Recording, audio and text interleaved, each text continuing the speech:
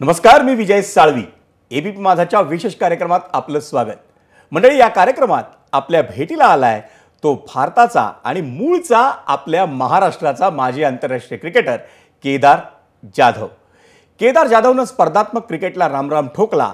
त्याला आता 10 महिन्यांचा काळ लोटलाय. पण मूळच्या पुण्याच्या आणि महाराष्ट्राच्या या गुणी अष्टपैलू क्रिकेटरचं नाव पुन्हा चर्चेत आलंय, कारण अर्थातच त्याची नवी इनिंग. केदार जाधवनं क्रिकेटची बॅटमॅन करून आता राजकारणात पदार्पण केलंय. भाजप प्रदेशाध्यक्ष चंद्रशेखर बावनकुळे यांच्या उपस्थितीत त्यानं पक्षाचा झेंडा आपल्या खांद्यावर घेतला. वयाची 40 ही मंडळी आयुष्यात नवा डाव सुरू करण्याची, नवा गिअर टाकण्याची नेमकी वेळ असते.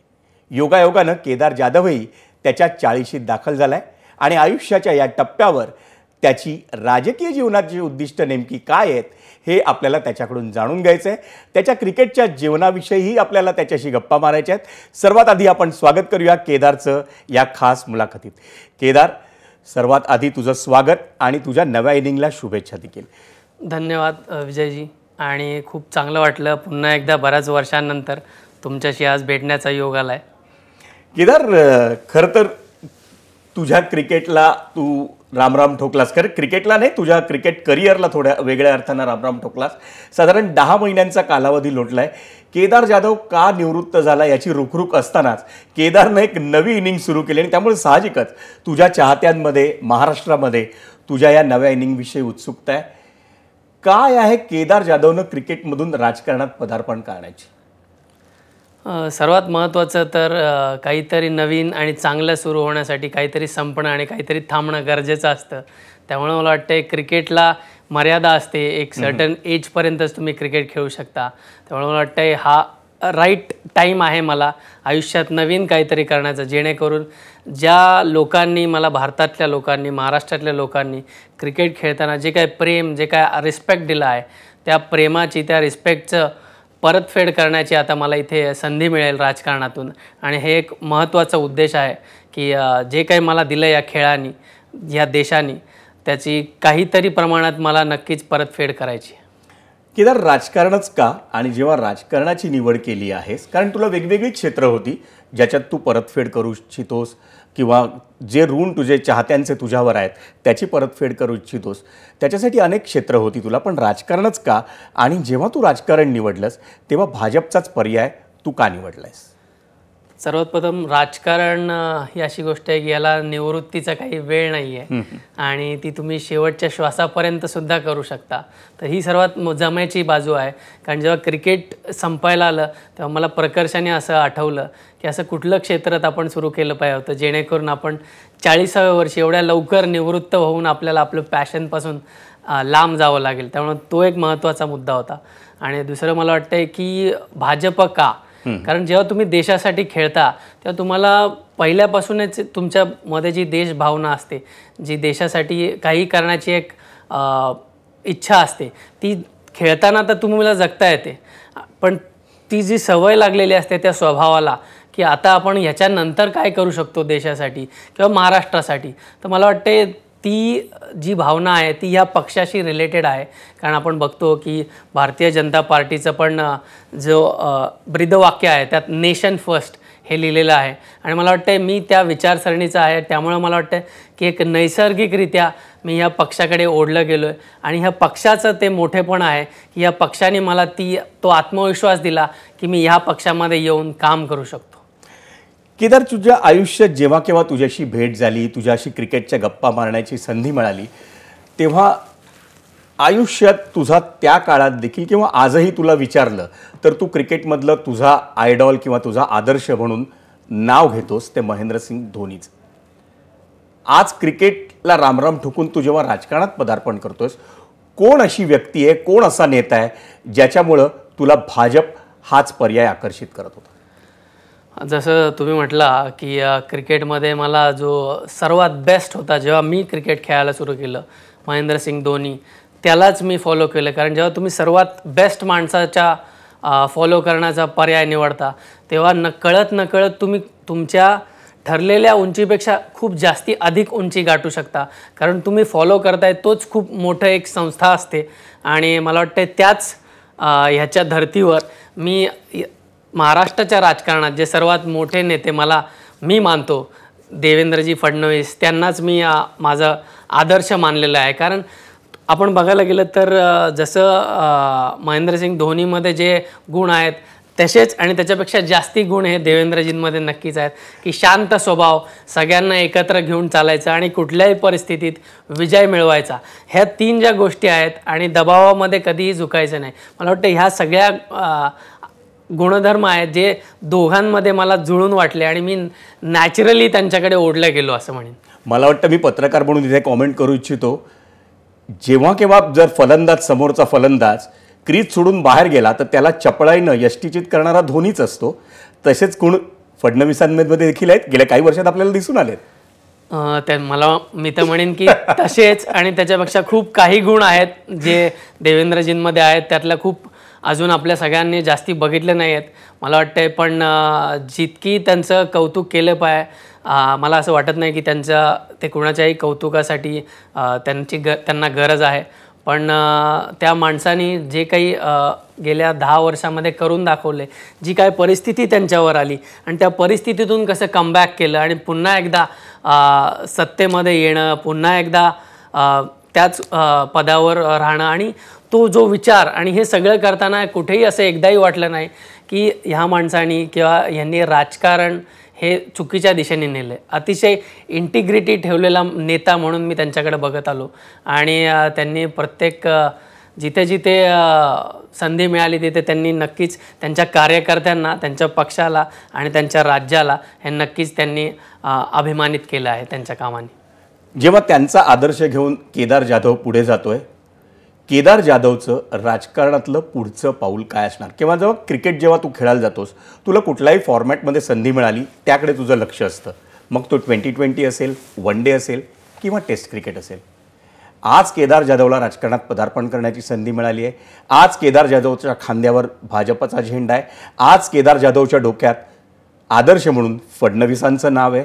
केदार जाधवला अशी कुठली संधी हवी आहे की भाजपमधनं त्याला ही निवडणूक लढवायची आहे? मग ती येणारी महापालिकेची आहे, उद्याच्या काळात विधान परिषदेवर संधी हवी आहे, का त्यानंतर 5 वर्ष केदार जाधवला विधानसभेची वाट बघायची तयारी आहे? खरं सांगायचं म्हटलं तर कुठल्याही पद आणि कुठल्याही संधीसाठी मी आलेलो नाही आहे. मी जसं तुम्हाला म्हटलं सुरुवातीला पण की देशासाठी खेळल्यानंतर ह्याच्यानंतर असं कुठलं क्षेत्र आहे त्याच्यात मला काम करून मला समाधान मिळेल, मी लोकांच्या कामा येईन आणि ही एक पहिली भावना होती. आणि मला वाटतं की आपण मगाशी जसा उल्लेख केला, एका चांगल्या कर्णधाराला बरोबर कळतं की कुठल्या खेळाडूला कुठे संधी द्यायची आणि त्याच्याकडून जास्तीत जास्त चांगली कामगिरी करून संघाला विजय मिळवून द्यायचा. हे मला वाटतं मी सांगण्याची गरज नाही आहे. त्यामुळं माझे ह्या पक्षातले जे कर्णधार आहेत देवेंद्रजी, त्यांना नक्की माहिती आहे की माझ्यातले चांगले गुण काय आहेत, मला कुठे जास्तीत जास्त चांगलं वापर करता येईल. मला वाटतं ही पूर्ण बाजू मी त्यांच्यावर देतो आणि ते जिथे कुठे संधी देतील, जी काही दिशा दाखवतील मला, त्याच्यावर पूर्ण माझा प्रामाणिक प्रयत्न असेल, झोकून देईन आणि खात्रीने मी त्या दिशेला त्यांना नक्कीच रिझल्ट्स देईन. याबद्दल मला स्वतःवर खूप विश्वास आहे.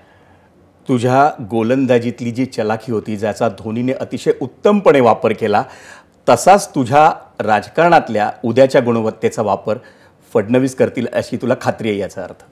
हो. पुढे जाताना जर मला तुला प्रश्न विचारायचा झाला तर आज राजकारणात तू सांगितलेस की ते तुझ्या कर्णधाराच्या हातात आहे की तुझा नेमका वापर काय करायचा. पण केदार जाधवनं स्वतःचं अशी उद्दिष्ट काय ठरवली? कारण राजकारणात येणं म्हणजे केवळ निवडणुका लढवणं नाही, तर समाजाची सेवा ज्या पद्धतीनं करता येईल त्या पद्धतीनं करावी. केदार जाधवकडे आज क्रिकेटचं आंतरराष्ट्रीय क्रिकेट म्हणून गाढा अनुभव आहे. केदार जाधवला क्रीडा क्षेत्रात देखील एक समाजसेवा म्हणून काम करता येऊ शकतं. तर त्या दृष्टीनं महाराष्ट्र क्रिकेट असोसिएशन असेल किंवा त्याच्याही पेक्षा मोठा कॅनव्हास असेल, आज केदार जाधवला मिळाला तर केदार जाधवचं ते दरवाजा ठोठावण्याची तयारी आहे? नक्कीच. फक्त क्रीडा क्षेत्र असं मी म्हणणार नाही. मला वाटते की ह्या राज्यातील युवा पिढीला पण मला प्रेरणा द्यायची आहे, जेणेकरून माझ्या कामातून, माझ्या प्रत्येक दिवसाच्या वागणुकीतून, आणि मला वाटतं आहे की ते सर्वात माझं महत्त्वाचं काम असेल. स्पोर्ट्स क्रीडा हे एक क्षेत्र नक्कीच असेल आणि जिथे मला वाटतं क्रिकेटमध्ये बरंच काही करण्याची गरज नाही, कारण क्रिकेट ऑलरेडी चांगलं त्याची काळजी घेतलेली आहे. BCCIने मला वाटतं. पण बाकीचे जे खेळ आहेत त्याला नक्कीच मला उंचीवर न्यायचं आहे. महाराष्ट्रातल्या फॅसिलिटीजवर नक्कीच मला बघायचं आहे की त्याच्यात अजून काय करता येईल. आणि जसं तुम्हाला म्हटलं की क्रीडा क्षेत्र आणि युवक ह्या 2 क्षेत्रांवर मला काम करायला नक्कीच आवडेल. खास करून महाराष्ट्र क्रिकेट असोसिएशनचा मी उल्लेख केला. आज जर आपण BCCIचं सगळं क्षेत्र बघितलं तर आज भाजपचा झेंडा तिथेही आपल्याला, मग तिथे राजकारण जरी थेट आलं नसलं तरी तिथे भाजपची माणसं कुठं ना कुठे आहेत. आज महाराष्ट्र क्रिकेट असोसिएशन रोहित पवारांच्या पर्यायानं शरद पवारांच्या राष्ट्रवादी काँग्रेसच्या हातात आहे. तिथं भाजपचा झेंडा नेण्याची केदार जाधवची इच्छा आहे.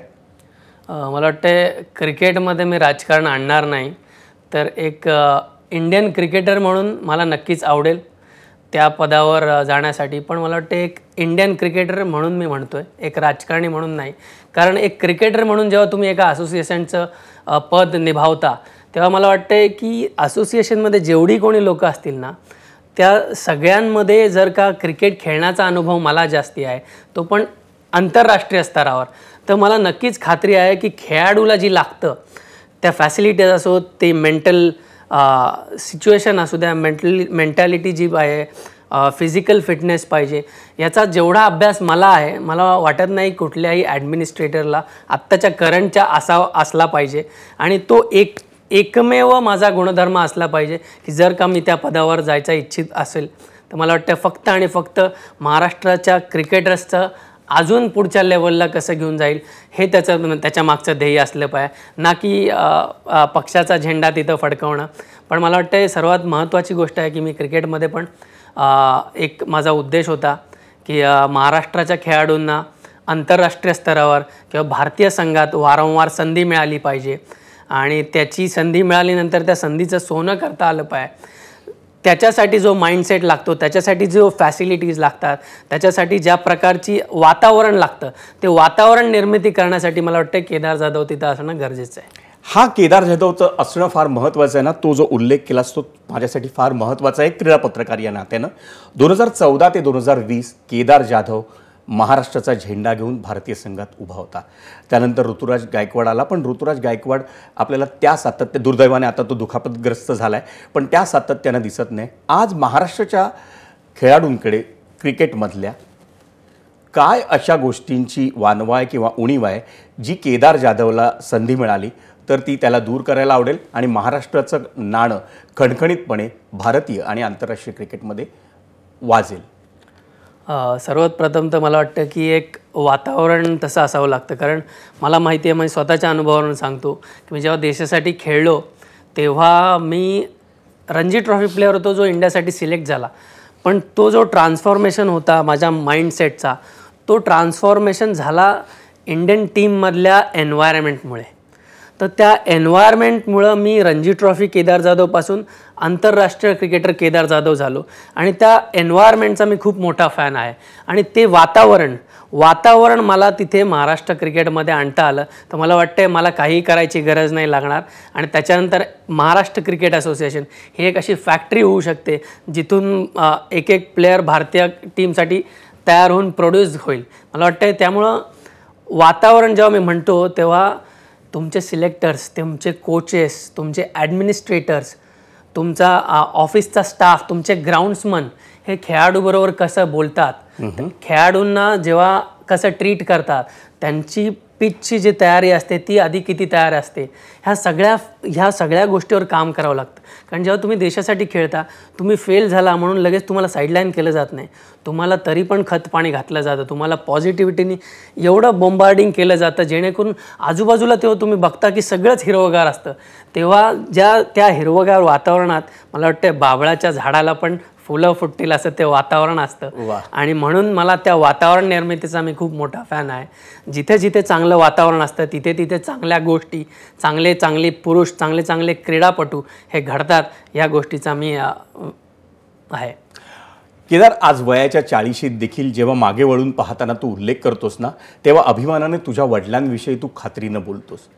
आज महाराष्ट्रातल्या क्रिकेट प्लेयर्सच्या आईवडिलांना जर सल्ला देण्याची तुला संधी लाभली तर तू त्यांना काय सांगशील?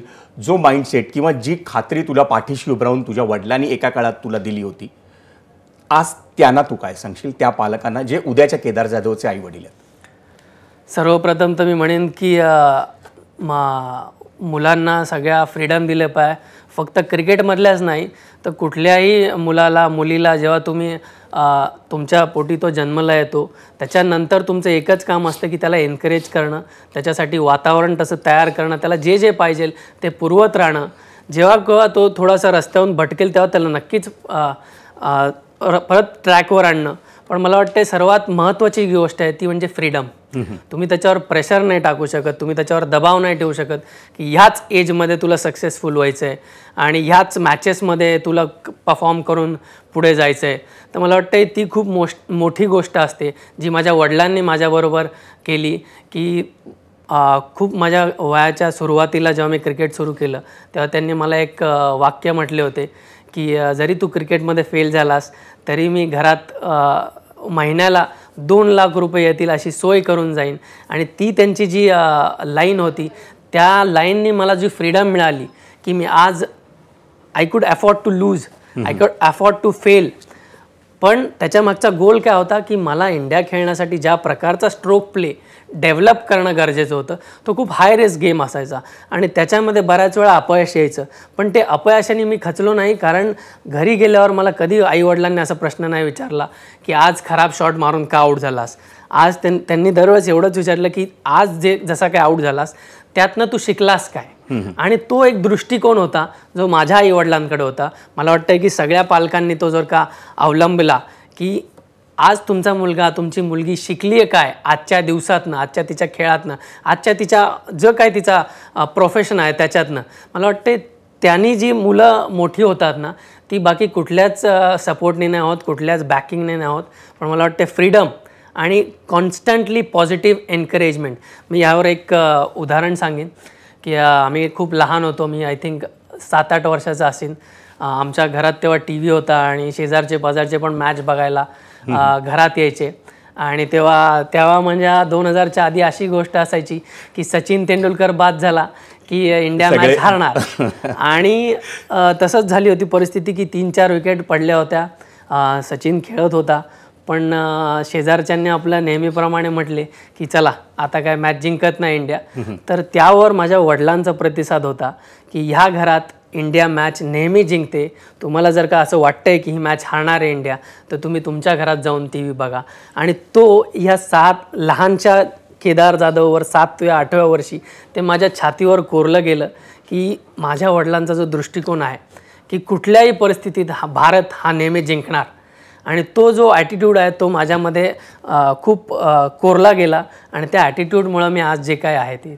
मला वाटतं जाधवांच्या कुटुंबातला हा जो पॉझिटिव्ह किंवा सकारात्मक गुण आहे ना हा फार महत्त्वाचा आहे केदार, असं मला वाटतं. याचं कारण क्रीडा पत्रकारिता करत असताना जेव्हा 27व्या-28व्या वर्षी एखाद्या खेळाडूला पदार्पणाची संधी मिळते ना तो खेळतो, यशस्वी होतो जसा तू झालास. पण सचिन तेंडुलकर 14व्या वर्षी तो रणजी क्रिकेट खेळायला लागला, त्याच्यानंतर 16व्या वर्षी साधारण तो आंतरराष्ट्रीय क्रिकेटमध्ये आला. हे सगळं जे ट्रान्झिशन आहे ना त्याच्यामुळे आजच्या मुलांवर खूप दडपण आहे. लवकरात लवकर आयुष्याच्या अगदी 19व्या-20व्या वर्षी त्यांना ते त्याच्या आईवडिलांना, त्याच्या बाजूच्या मंडळांना ती मुलं आंतरराष्ट्रीय क्रिकेट खेळताना दिसायला हवी लागतात. तुझ्यावर असं काय, तुझ्यावर आजूबाजूच्या मंडळींनी किंवा तुझ्या जाधव कुटुंबानी असा काय तुला दिलासा दिला होता की हो तू खेळत राहा, आम्ही आहोत तिच्या पाठीशी, जे वडिलांनी सांगितलं होतं तसंच बाकीच्यांनी काय सपोर्ट केला? सर्वप्रथम तर माझ्या वडिलांनी जास्ती काही अपेक्षा माझ्याकडून ठेवल्या नव्हत्या. पण त्यांनी सर्वात त्यांचं काम जे होतं ते माझ्या लहानपणी केलं होतं.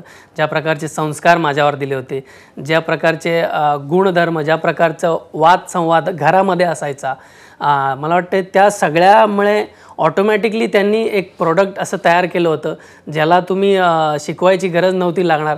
आज माझे वडील आपल्यामध्ये नाही आहेत पण त्यांनी जी काय संस्कार, जे काय गुण मला देऊन गेलेत, मला नक्की खात्री आहे की आत्तापर्यंतच्या आयुष्यात आणि इथून पुढच्या आयुष्यात मी नक्कीच महाराष्ट्राचा आणि भारताच्या लोकांसाठी खूप काही करू शकेन, जेणेकरून माझे वडील जिथे कुठे असतील तिथे त्यांना नक्की अभिमान वाटेल. पण मला वाटतं तुम्ही जसं म्हटला की वयाच्या 29व्या वर्षी मी जर का जाऊन देशासाठी खेळलो तर मला वाटतं ही खूप मोठी गोष्ट आहे जी पालकांनी लक्षात घेतली पाहिजे की जर का 29व्या वर्षी जाऊन मी माझ्या 29 ते 35 या एज स्पॅनमध्ये इंडियासाठी खेळत होतो. त्यामुळं एज हे तुम्ही कुठल्याही मुलावर लादलं नाही पाहिजे की याच लिमिटमध्ये तू अचीव्ह कर. तुम्ही त्याला फ्रीडम दिली पाहिजे ॲज लॉंग एज तो त्याचं पॅशन परस्यू करतो आहे. मला वाटतं आहे की आपल्याला 3 इडियट हा पिक्चर आल्यानंतर कळलं की एक्सेलन्सकडे जावा. पण मला वाटतं तुमचा मुलगा जर का पॅशन त्याचं फॉलो करत असेल तर तो ऑटोमॅटिकली एक्सेलन्स अचीव्ह करतो. तर त्याच्या पॅशनला त्याला फॉलो करू द्या आणि जे काही खत पाणी लागेल तेवढीच त्याची काळजी घ्या. जास्ती त्याच्याकडून अपेक्षा ठेवू नका आणि ते झाड किती मस्त बहरते याचा फक्त बसून आनंद घ्या. केदार, जेव्हा तुझ्या क्रिकेट करिअरचा विचार करतो ना, एक चाहता म्हणून आमच्या सगळ्यांच्या डोळ्यासमोर 2 इनिंग पटकन उभे राहतात. एक झिम्बाब्वेसमोरचं तुझं शतक आणि दुसरं इंग्लंडसमोरचं तुझं शतक जे तू पुण्यात साजरं केलं. आणि दोन्ही सामन्यांमध्ये एक समानता किंवा समान दुवा आहे.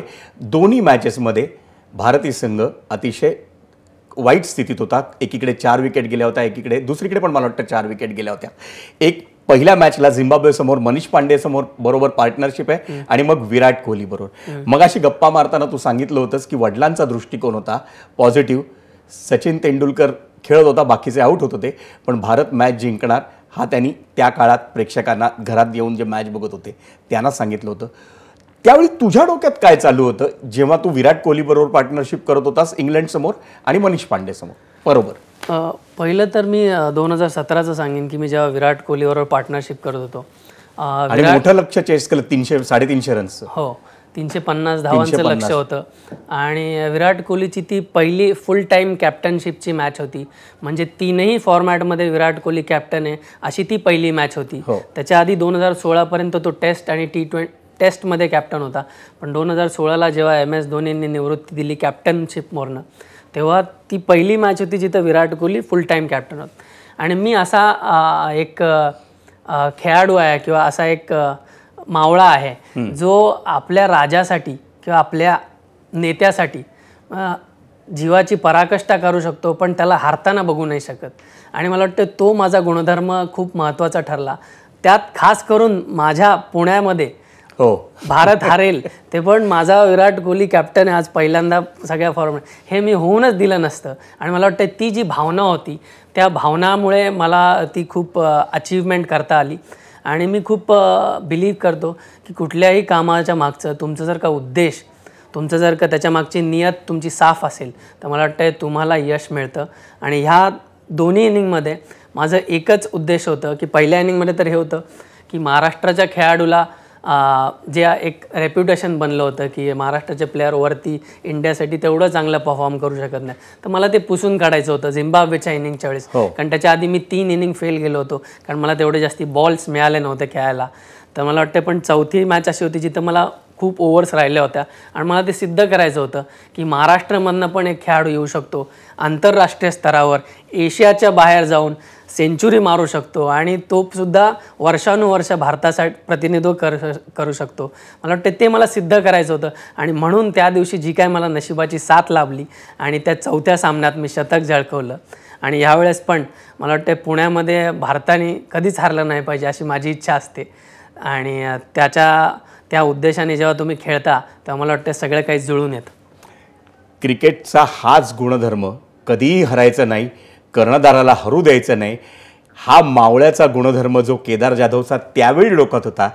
आज राजकारणात वेगवेगळ्या संधी आल्या तर त्यावेळेला केदार जाधव कसा उभा राहील, त्यावेळेला केदार जाधव समोर आजचा भाजपमधला मनीष पांडे असेल किंवा भाजपमधला विराट कोहली असेल. पक्षामधले कोणीही असले आणि जबाबदारी कुठलीही असली तरी जबाबदारी ही आपली पार पाडायची, जिंकायचं आणि सगळ्या लोकांना एकत्र घेऊन पुढे जायचं. या 3 गोष्टीवर मी ठाम राहीन. समाजाच्या हितासाठी, युवकांच्या हितासाठी जे काही लागेल त्याच्यासाठी मी 24 तास अवेलेबल असेन. आणि मला वाटतं माझा कर्णधार हा नक्कीच मला या प्रत्येक प्रवासामध्ये पाठीशी उभा राहील. आणि जेव्हा कर्णधार एवढा 3 टर्म वर्ल्ड कप जिंकलेला असो किंवा 3 टर्म मुख्यमंत्री झालेला असो, मला वाटतं एवढा स्ट्रॉंग जेव्हा तुम्हाला लीडरशिप असते तेव्हा माझ्यासारखा एक साधारण कार्यकर्ता पण खूप काही करून जाऊ शकतो फक्त त्यांच्या नेतृत्वामध्ये. आणि याची मला खात्री आहे. मन साफ आहे आणि खूप काही देण्यासाठी मी इथे आलेलो आहे मला वाटतं. त्यामुळं लोक पण समजून घेतील आणि नक्कीच विचाराशी जुळतील. आणि एक गोष्ट लक्षात ठेवली पाहिजे की जसं नेशन फर्स्ट म्हणतो तसं आपल्याला सुरुवाती घरापासून करावी लागते आणि महाराष्ट्र हे माझं घर आहे.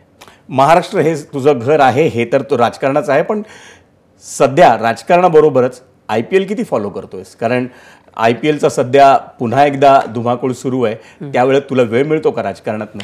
तुझी सवड मिळते? नक्कीच.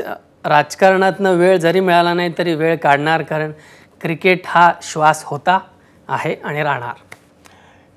काय वेळ मिळतो, किती वेळ मिळतो, कुठल्या कुठल्या मॅचेस बघितल्यास? किंवा आज जर तुला सांगितलं की ह्या 4 टीम सध्या फॉर्ममध्ये आहेत, म्हणजे गुजरात असेल किंवा दिल्ली असेल, बंगलोर असेल किंवा लखनौ असेल, या टीम्स मॅचेस कमी जास्त खेळल्या आहेत पण सगळे 8-8 पॉईंट्स नाही आहेत, कुठल्या टीमवर आज तुला जास्त विश्वास वाटतो?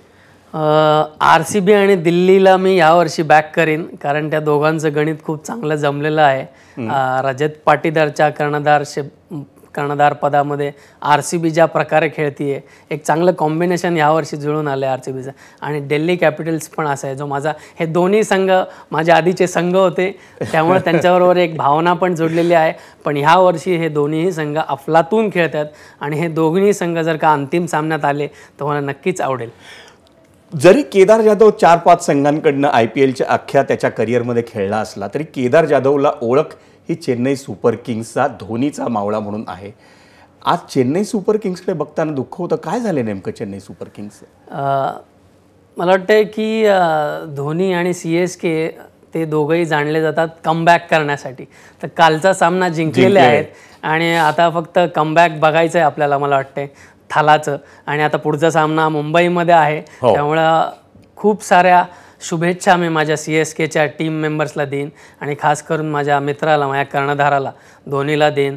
आणि मला माहिती आहे की जसा त्याचा स्वभाव आहे तो नक्कीच ह्या टीमचं टर्नअराऊंड करण्यासाठी जे काही लागेल ते करेल. आणि तुम्ही जे आत्ता 4 संघाचे नावं घेतले त्याच्यात हा संघ शेवटच्या फेजमध्ये जर का वरती आलेला दिसला तर मला नवल वाटणार नाही. वा केदार, IPLचा जेव्हा आपण विचार करतो ना, आणि तू जसा आज राजकारणात नौका आहे तसंच IPLमध्ये काही नौके असतात ते उद्याचे भारतीय संघाचे आंतरराष्ट्रीय क्रिकेटमधले हिरो असतात. कोण असे या यंदाच्या IPLमध्ये? अजून फार जा सामने झालेले नाहीत, 6 सामनेच झालेत, 6-7. कोणी असं तुझं लक्ष वेधून घेतलं की ज्यांना स्टार म्हणून तुला आत्ता ओळखायला आवडेल? मला खास करून मी आत्ता लेटेस्ट त्याने शतक ठोकलं आहे, प्रियांश आर्या जो पंजाबकडून खेळतो. त्यांनी खूप प्रभावित केले. खूप सहजरित्या त्यांनी भल्या भल्या गोलंदाजांना ज्या लिलया त्यांनी षटकार चौकार मारतो आहे, मला वाटतं त्याच्याकडे तो एक ॲटिट्यूड आहे जो इंटरनॅशनल लेवलला लागतो. परत अभिषेक शर्मा आहे, त्यांनी वारंवार आम्ही जेव्हा एकत्र खेळलो 2021ला तेव्हा मी त्याला वारंवार म्हणत राहिलो की तुझा टॅलेंट वाया नाही गेला पाहिजे, कारण खूप टॅलेंटेड क्रिकेटर्स बघितलेले आहेत पण बरेच जण इंडियाच्या टीमपर्यंत पण पोहोचत नाहीत.